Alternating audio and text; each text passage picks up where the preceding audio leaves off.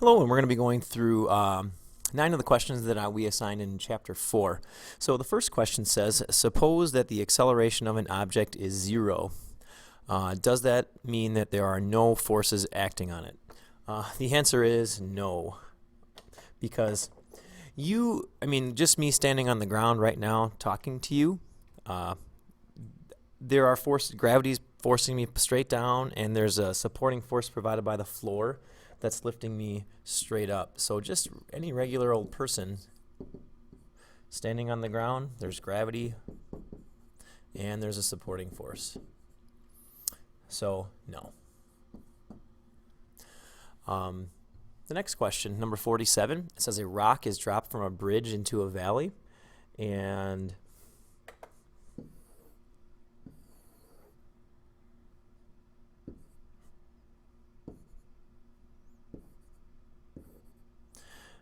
it's falling down. According to Newton's third law, the rock must also be pulling on the earth, yet the earth does not seem to accelerate. Is this true? Oh, absolutely, it's true. The earth pulls down with the force of gravity on the rock, and the rock pulls up on the earth with that same force of gravity. But the thing is, this force, let's just give it a number, like 10 newtons, for instance. The mass of the rock, maybe it's 1 kilogram, and you can find the acceleration roughly 9.8. But you do that same calculation down here, that 10 newtons, but the mass of the earth is gargantuan. It's like 10 to the 23rd or something like that. And then you find the acceleration. It's very, very small. So the acceleration is very, very tiny. The next one, number 60, it says Joyce and Afua are skating, and Joyce pushes Afua. So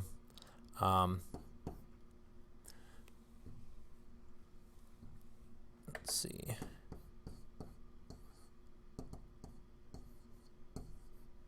They're skating, and she gets pushed with a force of 5 newtons. This young lady has a mass of 40 kilograms, so when you take 40 times 9.8,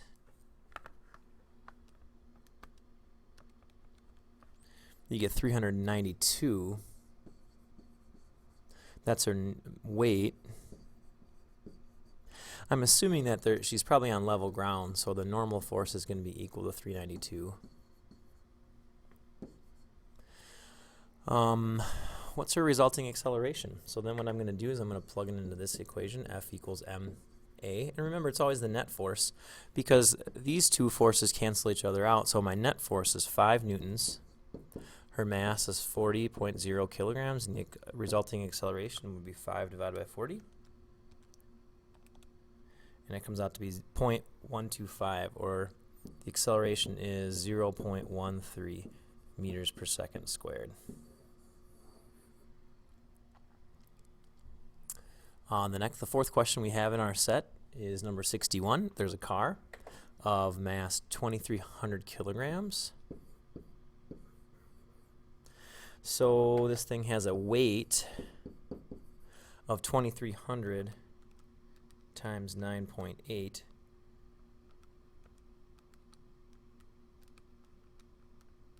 And that equals 22,540, or 23,000.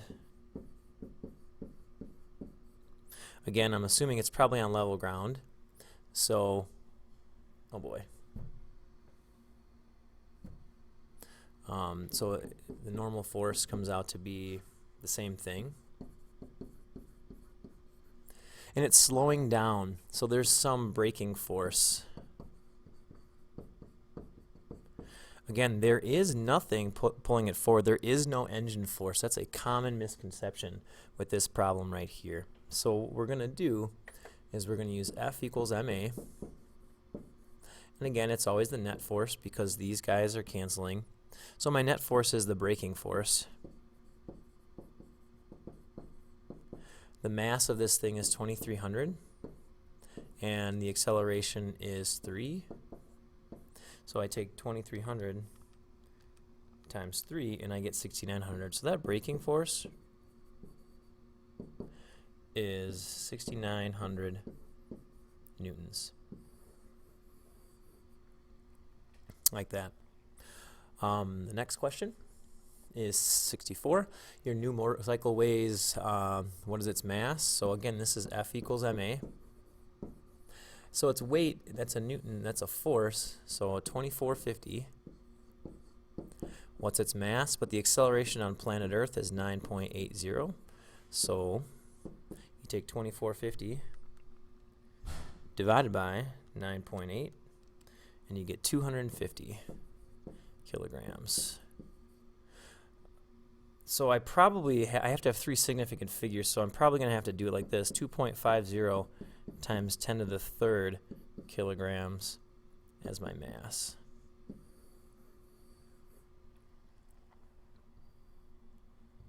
The next question, 68. There you have a dragster starting from rest.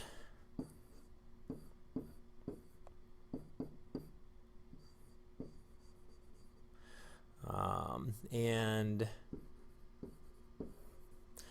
this thing has it's 873 kilograms. So it's got a mass of 8560. Oh, weight, I mean.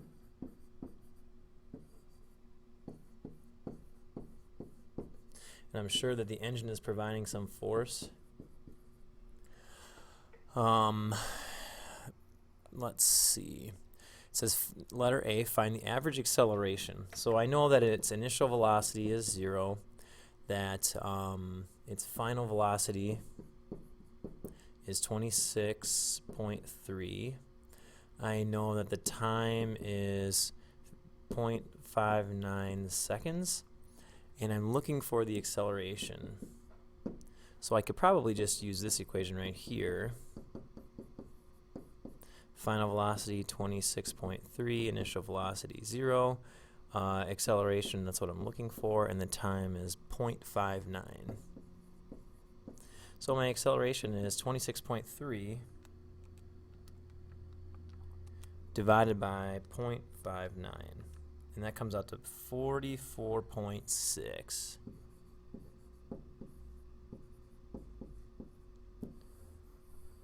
So this is my first answer for part A. Part B, what is the magnitude of the average net force? So I'm going to take that right into this equation right here, F equals ma, because that's the net force. And remember that these are canceling, so they're not part of the net force. So my net force, actually, my mass, which was 873, times that acceleration of 44.6.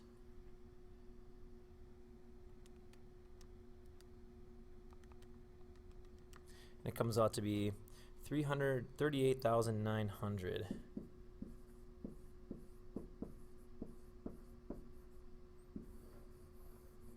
This is part B. So part C says, assume that the driver has a mass of 68 kilograms. What is the horizontal force that the seat exerts on the driver? So he is 68 kilograms, is that right? Okay.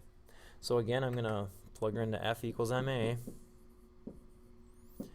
So he has a mass of 68 kilograms, and he's doing that same acceleration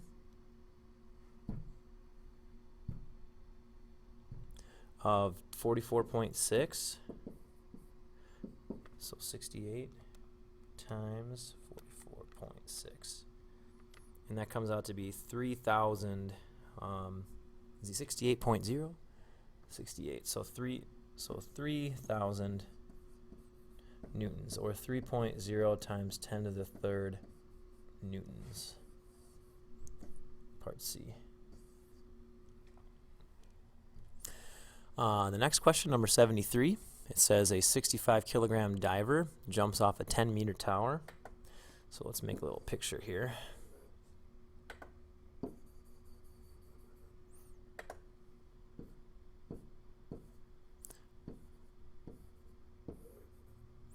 I know that this is 10 meters.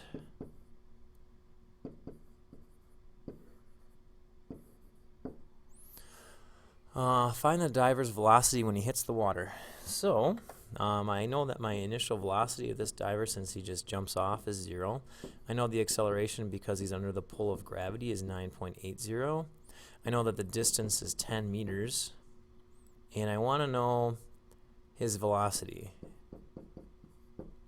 So the equation that doesn't use time is this one. So I just plug everything in. VF squared, my initial, that's always nice when it's 0. So 2 times 9.80 times 10. So that's going to be 2 times 9.8 is 19.6 times 10 is 196 equals VF squared. So my final velocity is equal to the square root of 196, which is 14.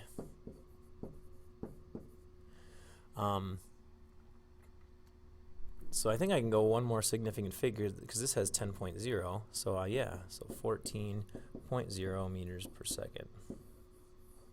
That's part A. Part B says the diver comes to a stop 2 meters below. So he comes to rest down here, 2 meters below the surface. So there's an upward force acting on him. So this diver, so here he is. There's gravity pulling him down, but then there's some, I guess you call it fluid friction, fluid resistance, that slows him down, that it's like air resistance. Anytime you try to travel through a fluid like liquid or gas, you're always having to move it out of the way. So there's some up thing that pulls him back. It says find the net force exerted by the water. So the only way we can do this, so we're going to use F equals ma, and it's the net force at work here. And remember, there's two forces, and they don't cancel each other out now. I think what I'm going to do in this problem is I'm going to say that up is positive, and you'll see why. Because he's accelerating, I know that he's accelerating upwards, so I like to keep that positive. So that's going to be this is going to be a positive, the up force, and I'm going to subtract off the force of gravity, and that's going to equal his mass times its acceleration. So I'm going to have find a couple of these things. First of all, I know the force of gravity, because it tells me his mass at the very beginning is 65. So I take 65 times 9.8, and that will give me his gravity of 640. So I know the force of gravity is 640. And I know that from the problem, I'm looking for the up force. I know the mass, again, is 65.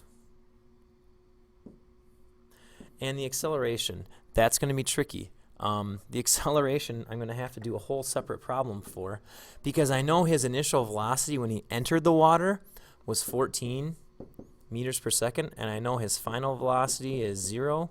I know the distance that it came to rest is 2, and I also know that I'm going to make it negative because he's going down, which is going against my positive, and I'm looking for the acceleration.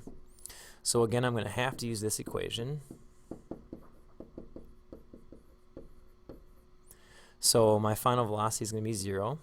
My initial velocity is going to be 14.0 squared plus 2 times the negative, I don't know what my acceleration, but the distance is negative 2. So I take 14 squared, 196, that was negative 196 equals negative 4a. So 196 divided negative 196 divided by negative 4 comes out to be 49. Holy cow. That's somewhere on the magnitude of 5 G's. So this becomes 49. And it's positive because he's accelerating up. So I take 65 times 49, 3185. So my up force minus 640. So I'm going to add 640 to 3185. And I get 3825. So my up force is 3,800 newtons. I guess it says what is the net force exerted by the water? So okay, yeah, there you go. There's the force exerted by the water right here. Probably the toughest problem we've seen so far because we've got multiple forces at work. And then the last one, it says you have a 90 kilogram man and a 55 kilogram man. They have a tug of war. So 90 kilogram man, 55 kilogram man, and they're having a tug of war. The 55 kilogram man accelerates at 0.025 meters per second squared. What force does the rope exert on the 90 kilogram man? So I'm going to use F equals ma over here because I know the man's mass in this case is 55 and I know his acceleration is 0.025. So 55 times 0.025 is 1.375 or 1. With sig figs I can only have 1.4 newtons. So that's the force here that's pulling him. What force does the rope exert? The exact same force.